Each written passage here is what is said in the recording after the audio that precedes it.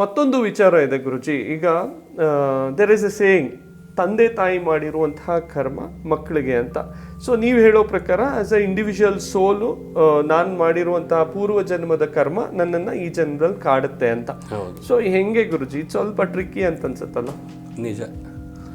ಹೇಗೆ ಅಂತ ಹೇಳಿದ್ರೆ, ಇವಾಗ ತಂದೆ ತಾಯಿಗಳು ತಪ್ಪು ಮಾಡ್ತಾ ಇದ್ದಾರೆ, ಬೇರೆಯವರಿಗೆ ತೊಂದರೆ ಕೊಡ್ತಾ ಇದ್ದಾರೆ ಅಥವಾ ಬೇರೆ ಮಕ್ಕಳಿಗೆ ತೊಂದರೆ ಕೊಡ್ತಾ ಇದ್ದಾರೆ ಅಂದರೆ ಅವ್ರ ಮಕ್ಕಳು ಸೈಲೆಂಟ್ ಆಗಿರ್ತಾರೆ. ಯಾಕಂತ ಹೇಳಿದ್ರೆ ಅದು ಆ ಒಂದು ಮಗು, ಅವರ ಮಗು ಏನಿದೆ ಅದು ಪ್ರೀವಿಯಸ್ ಮಾಡಿರ್ತಕ್ಕಂಥ ಕರ್ಮದ ಬೇಸಿಸ್ ಮೇಲೆ ಅಂಥ ತಂದೆ ತಾಯಿಗಳಿಗೆ ಅದು ಹುಟ್ಟಿರುತ್ತೆ ಅಂತ. Okay okay. ಹಾಗಾಗಿ ಇವಾಗ ಈ ಒಂದು ಜನ್ಮದಲ್ಲಿ ಆ ಮಗು ಸಫರ್ ಮಾಡ್ತದೆ. ಸೊ ಬೇಸಿಕ್ಲಿ ಅನುಭವಿಸಕ್ಕಂತಾನೆ ಹುಟ್ಟಿರುವಂತಹ ಮಗು. ಸೊ ಇವ್ರ ಒಂದು ಕೆಟ್ಟ ಕರ್ಮದಿಂದ ಅದು ಅನುಭವಿಸ್ಲೇಬೇಕು, ಪ್ರೀವಿಯಸ್ ಕರ್ಮ ಇರೋದ್ರಿಂದ. ಸೊ ಹಾಗಾಗಿ ಅಂತ ಮಗು ಹುಟ್ಟುತ್ತೆ ಅಂತ. Okay okay. So logic correct ಆಗಿದೆ ಆ್ಯಕ್ಚುಲಿ. ಸೊ ಇಂಥ ಕೇಸಸ್ ಯಾವುದಾದ್ರೂ ಬಂದಿದೆಯಾ? ಯಾವ ರೀತಿ ನೀವು ಪರಿಹಾರಗಳನ್ನ ಕೊಡ್ತೀರಾ ಗುರುಜಿ? ಕರ್ಮ ರಿಲೇಟೆಡ್ ಸಮಸ್ಯೆಗಳು ಅನುಭವಿಸ್ತಾ ಇರುವಂಥ ಸೋಲ್ಗಳು ಅಥವಾ ಮಕ್ಕಳುಗಳು ಬಂದಾಗ ಸೊ ನಿಮ್ಮ ಹತ್ರ ಇರುವಂಥ ಪರಿಹಾರಗಳೇನು ಗುರುಜಿ? ಓಕೆ, ನಮಗೆ ರೀಸೆಂಟಾಗಿ ಬಂದಿರತಕ್ಕಂಥದ್ದರೆ ಒಂದು ಇದೇ ಟೈಪಲ್ಲಿ ಡಯಾಬಿಟಿಸ್ ರಿಲೇಟೆಡ್ ಆಗಿ ಬಂದಿರೋದು. ಅಟ್ ಪ್ರೆಸೆಂಟ್ಲಿ ಅವನು ಡಿಗ್ರಿ ಮಾಡ್ತಾ ಇದ್ದಾನೆ. He is having diabetes type 1 diabetes ಅಂತ ಹೇಳ್ತೀವಿ. ಇವಾಗ ಭಾಳಷ್ಟು ಸಫರ್ ಮಾಡಿದ್ದಾನೆ. ಯಾಕಂತ ಹೇಳಿದ್ರೆ ಅದು ಫುಡ್ ರಿಲೇಟೆಡ್ ಆಗಿ ಅವು ಏನಂದರೆ ಕ್ಯಾಶುವಲ್ ಆಗಿ ಯಾರು ಅವ್ರ ಫ್ರೆಂಡ್ಸ್ ಎಲ್ಲರೂ ಕೂಡ ಯಾವ ಟೈಪಲ್ಲಿ ಊಟ ಮಾಡ್ತಾರೆ, ಆ ರಿಲೇಟೆಡ್ ಆಗಿ ಅವನ ಜೊತೆಗೆ ಹೋಟೆಲ್ಸ್ಗಳಿಗೆ ಹೋಗ್ಬಿಟ್ಟು ಊಟ ಮಾಡೋಕ್ಕಾಗೋದಿಲ್ಲ. ಮೇಜರ್ ಪ್ರಾಬ್ಲಮ್ ಅದು. ಜೊತೆಗೆ ಏನಂತ ಹೇಳಿದ್ರೆ ಒಳಗಡೆಯಿಂದ ಅವನಿಗೆ ಕೊರಿತಾ ಇರೋದು. ಸೊ ನನಗೆ ಯಾಕೆ ಈ ಥರ, ನಾನೇನು ತಪ್ಪು ಮಾಡಿದ್ದೆ? ಅದು ಟೈಪ್ 1 ಆಗಿರೋದ್ರಿಂದ ಅದು ಬಿಫೋರ್ 16 ಇಯರ್ಸ್ ಬರುತ್ತೆ, ಟಿಲ್ 30 ಇಯರ್ಸ್ ಬಿಫೋರೇ ಎಲ್ಲದು ಕೂಡ ಬರ್ತಕ್ಕಂಥ. ಸೊ ಏನಾಗುತ್ತೆ, ಅವರಿಗೆ ಒಳಗಡೆಯಿಂದ ಅದೊಂದು ಭಾಳಷ್ಟು ಯೋಚನೆ. ನೋಡ್ರಿ, ಟಿಲ್ ಡಿಗ್ರಿ ಆಗೋ ತನಕ ಯಾರಿಗೂ ಕೂಡ ಯಾವುದೇ ಥರದ ಯೋಚನೆ ಇರೋದಿಲ್ಲ. ಆದರೆ ಇವರಿಗೆ ಇವಾಗಿಂದಲೇ ಸ್ಟಾರ್ಟ್ ಆಗಿರ್ತದೆ. ಅದರಿಂದ ಏನಂತ ಹೇಳಿದ್ರೆ ಕೆಲವೊಂದು ವಿಧಿವಿಧಾನಗಳಿದ್ದಾವೆ ಆ ರಿಲೇಟೆಡ್ ಆಗಿ ಮಾಡತ್ತದ್ದು. ಜೊತೆಗೆ ನಮ್ಮದು ಇದೇ ಟೈಪಲ್ಲಿ ರೀಸೆಂಟಾಗಿ ಸ್ಟಾರ್ಟ್ ಮಾಡಿದ್ದೀವಿ. ಈ ಒಂದು ಏನು ಮೇಜರ್ ಇಶ್ಯೂ ಏನಿದೆ ಇದನ್ನು ಹೋಗಲಾಡಿಸ್ಬೇಕು ಅಂತೇಳಿ ಡಯಾಬಿಟಿಸ್ ನಿರ್ಮೂಲನಾ ಆಂದೋಲನವನ್ನು ಸ್ಟಾರ್ಟ್ ಮಾಡಿದ್ದೀವಿ. ಹಾಗಾಗಿ ಪ್ರತಿ ವಾರ ಕೂಡ ನಮ್ಮಲ್ಲಿ ಪ್ರೋಗ್ರಾಮ್ ಇರ್ತದೆ. 1.5 ಗಂಟೆ ಪ್ರೋಗ್ರಾಮ್ ಇರ್ತದೆ. ಸೆಷನ್ಸ್ 2 ಸೆಷನ್ಸ್ ಇರ್ತದೆ. ಕೀರ್ತನೆಗಳನ್ನು ಹೇಳ್ಕೊಡ್ತೇವೆ, ಮಂತ್ರ ದೀಕ್ಷೆ ಇರ್ತದೆ, ಹಾಗೆ ಧ್ಯಾನ ದೀಕ್ಷೆನೂ ನಾವು ಕೊಡ್ತೇವೆ. ಈ ರಿಲೇಟೆಡ್ ಆಗಿ ಕಂಟಿನ್ಯೂಸ್ ಆಗಿ. ಸೊ ಈ ರೀತಿ ಏನು ಥೆರಪಿಗಳು ನೀವು ಹೇಳಿದ್ರಿ ಈಗ, ಸೊ ಅದನ್ನ ಆ ಪ್ರೊಸೀಜರ್ನ ಫಾಲೋ ಮಾಡಿದ್ರೆ ಡಯಾಬಿಟಿಕ್ ಇಂದ ರಿವರ್ಸ್ ಆಗ್ಬೋದಾ? ಡಯಾಬಿಟಿಕ್ 100% ರಿವರ್ಸಬಲ್ ಇದು. ಹೌದಾ? Without any medicine? Without any medicine. ಬರೀ ಧ್ಯಾನದ ಮುಖಾಂತರನೇ ಇವಾಗ ನಾವೇನು ಸೆಷನ್ಸ್ಗಳನ್ನು ಕೊಡ್ತಾ ಇದ್ದೀವಿ, ಹೀಲಿಂಗ್ ಸೆಷನ್ಸ್ನ ಆ ರಿಲೇಟೆಡ್ ಆಗಿ ತಗೊಂಡ್ರೆ ಸಾಕು. ಜೊತೆಗೆ ಕೆಲವೊಂದು ಆಯುರ್ವೇದಿಕ್ ರಿಲೇಟೆಡ್ ಆಗಿ ಕೆಲವೊಂದು ಗಿಡಮೂಲಿಕೆಗಳನ್ನು ನಾವು ಪ್ರಿಸ್ಕ್ರೈಬ್ ಮಾಡ್ತೇವೆ. ಆ ರಿಲೇಟೆಡ್ ಆಗಿ ಅವರು ಕಂಟಿನ್ಯೂಸ್ ಆಗಿ ತಗೊಂತ ಹೋದ್ರೆ 100% ಕ್ಯೂರ್ ಆಗುತ್ತೆ. ಬಟ್ ಇದಕ್ಕೆ ಸ್ವಲ್ಪ ಟೈಮ್ ಬೇಕಾಗ್ತದೆ, ಆದರೆ 100% ಕ್ಯೂರ್ ಆಗುತ್ತೆ. ಸೊ ಗುರುಜಿ, ಕರ್ಮಗಳು ಅಂತ ಬಂದಾಗ ಈಗ ನಾನು ಪ್ರೀವಿಯಸ್ ಜನ್ಮದಲ್ಲಿ, ಹಿಂದಿನ ಜನ್ಮದಲ್ಲಿ ಮಾಡಿದಂತಹ ಕರ್ಮ ನನ್ನ ಜೊತೆ ಈ ಜನ್ಮಕ್ಕೆ ಬಂದರೆ, ನಾನು ಮಾಡಿರುವಂಥ ಕೆಟ್ಟ ಕರ್ಮ ಮಾಡಿದರೆ ಅದನ್ನು ಅನುಭವಿಸ್ಲೇಬೇಕು, ಪರಿಹಾರ ಅನ್ನೋದು ಇರೋದೇ ಇಲ್ಲ. ಬಟ್ ನಿಮ್ಮ ಹತ್ರ ಬಂದು ನಾನು ಪರಿಹಾರವನ್ನು ಕಂಡುಕೊಳ್ತೀನಿ ಅಂದರೆ ಹೇಗೆ ಸಾಧ್ಯ ಆಗುತ್ತೆ ಗುರುಜಿ? ಓಕೆ, ಇಲ್ಲಿ ಏನಂತ ಹೇಳಿದ್ರೆ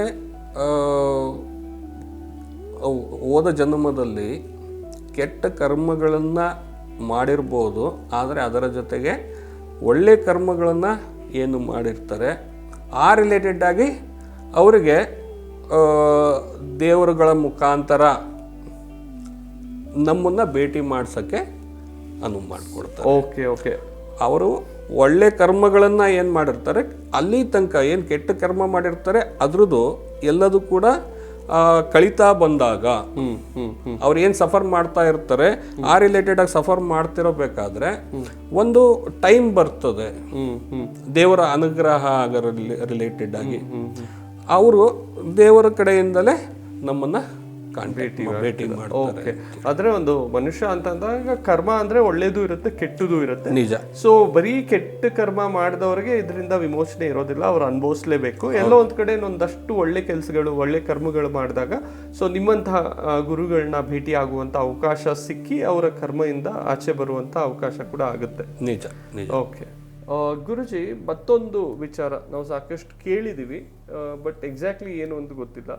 ಸೊ ಕುಂಡಲಿನಿ ಒಂದು ಎನರ್ಜಿ ಅಂತ ಹೇಳ್ತಾರೆ. ಸೊ ಇದ್ರ ಬಗ್ಗೆ ಏನು ಹೇಳ್ತೀರಾ? ಏನು ಎಕ್ಸಾಕ್ಟ್ಲಿ ಕುಂಡಲಿನಿ ಅಂತ ಹೇಳಿದ್ರೆ? ಬಿಕಾಸ್ ಕುಂಡಲಿನಿ ಯೋಗ ಅನ್ನೋದ್ರ ಬಗ್ಗೆ ಕೇಳಿದ್ದೀನಿ ಜಾತಕಗಳು ನೋಡಿ ಹೇಳಬೇಕಾದ್ರೆ. ಸೊ ಎಕ್ಸಾಕ್ಟ್ಲಿ ಕುಂಡಲಿನಿ ಅಂದರೆ ಏನು? ಓಕೆ, ಕುಂಡಲಿನಿ ಅಂತ ಹೇಳಿದ್ರೆ ಸುಪ್ತ ಶಕ್ತಿ, ನಮ್ಮಲ್ಲಿ ಅಡಗಿರ್ತಕ್ಕಂಥ ಸುಪ್ತ ಶಕ್ತಿ ಅಂತ ಹೇಳ್ತೇವೆ. ಅದು ಕೆಲವೊಂದು ವಿಧಾನಗಳಲ್ಲಿ ಅದನ್ನು ಜಾಗೃತಗೊಳಿಸೋದು ಅಂತ ಹೇಳ್ತೇವೆ. ಅದು ಸುರುಳಿ ಆಕಾರದಲ್ಲಿ ಮಲಗಿರ್ತಕ್ಕಂಥ ಹಾವಿನ ರೀತಿಯಲ್ಲಿ ನಮ್ಮಲ್ಲಿ ಇರುತ್ತೆ. ಅದು ಟೇಲ್ ಬೋನ್ ಹತ್ರ ಇರ್ತದೆ. ಮೂಲಾಧಾರ. ಹೌದು, ಮೂಲಾಧಾರದ ಟೇಲ್ ಬೋನ್ ಹತ್ರ ಇರ್ತದೆ, ಸುರುಳಿ ಆಕಾರದಲ್ಲಿ ಇರ್ತದೆ. ಅದು ಯಾವಾಗ ಜಾಗೃತಗೊಳ್ಳುತ್ತದೆ, ಅದು ಚಕ್ರಗಳ ಏನು ಬೆನ್ನು ಏನು ಬ್ಯಾಕ್ ಬೋನ್ ಏನಿದೆ, ಸ್ಪೈನ್ ಬ್ಯಾಕ್ ಬೋನ್ ಇದೆ, ಅದು ಎಸ್, ಅದು ಸ್ಪೈನ್ ರಿಲೇಟೆಡ್ ಆಗಿ ಅದು ಅದು ಮೇಲೆ ಹೋಗ್ತಾ ಇರ್ತದೆ. ಅದು ವೇರಿಯೇಷನ್, ಮೇಲ್ಗಡೆ ಹೋಗೋದು ಮತ್ತು ಕೆಳಗಡೆ ಬರೋದು ವೇರಿಯೇಷನ್ ಇರ್ತದೆ. ಇದು ಸುಪ್ತ ಶಕ್ತಿ. ಇದು ಏನಕ್ಕೆ ಬೇಕು ಅಂತ ಹೇಳಿದ್ರೆ ಸೆಲ್ಫ್ ಅವೇಕನಿಂಗ್, ಸೆಲ್ಫ್ ರಿಯಲೈಸೇಷನ್ ಅಂತ. ಸೆಲ್ಫ್ ರಿಯಲೈಸೇಷನ್ಗೆ ಇದು ಹೆಲ್ಪ್ ಮಾಡ್ತದೆ ಅಂತೇಳಿ.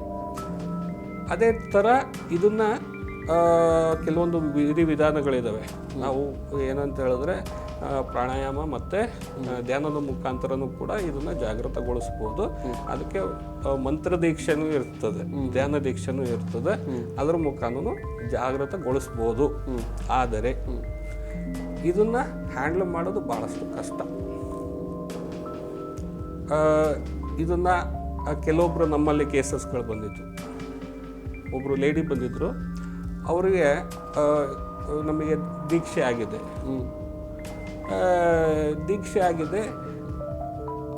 ಅದ್ರ ರಿಲೇಟೆಡ್ ಆಗಿ ಫಸ್ಟು 1 year ಅಷ್ಟೇ ಚೆನ್ನಾಗಿದ್ವಿ. ಆಮೇಲೆ ಏನಂತ ಹೇಳಿದ್ರೆ ಸಡನ್ನಾಗಿ ಎನರ್ಜಿ ಲೋ ಆಗೋದು, ಸಡನ್ನಾಗಿ ಎನರ್ಜಿ ಹೈ ಆಗೋದು. ಅದೇ ಟೈಪಲ್ಲಿ ರಿಲೇಷನ್ಶಿಪ್ ಪ್ರಾಬ್ಲಮ್ ಕಾಮನ್ ಆಗಿರ್ತವೆ ಈ ರಿಲೇಟೆಡ್ ಪ್ರಾಬ್ಲಮ್ಸಲ್ಲಿ. ಅವ್ರ ಮಕ್ಕಳ ಜೊತೆಗೆ ಸುಮ್ಮನೆ ಜಗಳ ಮಾಡೋದು, ಅವ್ರ ಫ್ರೆಂಡ್ಸ್ ಜೊತೆಗೆ ಜಗಳ ಮಾಡೋದು, ಮನೆಯೊಳಗೆ ಏನಂತ ಹೇಳಿದ್ರೆ ಒಟ್ಟಿಗೆ ಶಾಂತಿ ಇರದೇ ಇರ್ತಕ್ಕಂಥ ಒಂದು ಇದನ್ನ ಕ್ರಿಯೇಟ್ ಮಾಡೋದು ಅಂತೇಳಿ, ಸಿಚುವೇಶನ್ನ ಕ್ರಿಯೇಟ್ ಮಾಡೋದು ಇವರಾಗೆ ಆ ಟೈಪಲ್ಲಿ ಮಾಡೋದು ಅಂತ. ಸುಮ್ಮನೆ ಇರೋಕ್ಕಾಗೋದಿಲ್ಲ, ಆ ಶಕ್ತಿ ಬಿಡೋದು ಇಲ್ಲ. ಸೊ ಈ ಥರ ಕ್ರಿಯೇಟ್ ಮಾಡೋದು ಒಂದು. ನೆಕ್ಸ್ಟ್ ಏನಂತ ಹೇಳಿದ್ರೆ ಈ ಹ್ಯಾಂಡ್ಲ್ ಮಾಡೋಕ್ಕಾಗಲ್ಲ ಈ ಒಂದು ಶಕ್ತಿನ. ಇದಕ್ಕೆ ವಿಧಿವಿಧಾನಗಳಿದ್ದಾವೆ. ಇದು ಅವೇಕನಿಂಗ್ ಆದಮೇಲೆ ಅದ್ರ ಥರನೇ ಅದನ್ನು ನಡ್ಕೊಂಡು ಹೋಗ್ಬೇಕು ಅಂತ ಹೇಳಿದ್ರು. ಇದು ದೈವಿ ಶಕ್ತಿ, ನಮ್ಮಲ್ಲಿ ಅಡಗಿರ್ತಕ್ಕಂಥದ್ದು ದೈವಿ ಶಕ್ತಿ. ಆ ಶಕ್ತಿಗೆ ಅದನ್ನೇ ತಂದೆ ಆದ ಒಂದು ವಿಧಾನದಲ್ಲೇ ಅದನ್ನು ಕನ್ಸಿಡರ್ ಮಾಡ್ಕೊಂಡು ಅದನ್ನು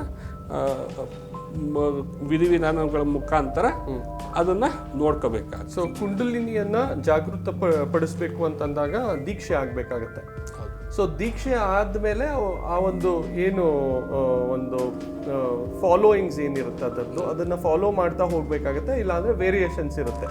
ಸೊ ವೇರಿಯೇಷನ್ಸ್ ಆದಾಗ ಯಾವೆಲ್ಲ ಸಮಸ್ಯೆಗಳು ಆವರಿಸ್ಬೋದು ಗುರುಜಿ? ಏನಂತ ಹೇಳಿದ್ರೆ ಅವರು ಸಾಮಾಜಿಕವಾಗಿ ಈ ಸೊಸೈಟಿಯಲ್ಲಿ ಬದುಕೋದು ಭಾಳ ಕಷ್ಟ ಆಗ್ತದೆ. ಅವರಿಗೆ ಸಡನ್ನಾಗಿ ಸಿಟ್ಟು ಕೋಪ ಬರ್ತಕ್ಕಂಥದ್ದು, ಜೊತೆಗೆ ಅವ್ರು ಏನು ಮಾತಾಡ್ತಿದಾರೋ ಅವರಿಗೆ ಗೊತ್ತಿರೋದಿಲ್ಲ. ಅವರು ಫ್ರೆಂಡ್ಸ್ಗಳಿಗೆ ಮಾತಾಡೋದು ಸುಮ್ಮನೆ ಜಗಳ ಮಾಡೋಕ್ಕಂಥದ್ದು ಮಾಡ್ತಾರೆ.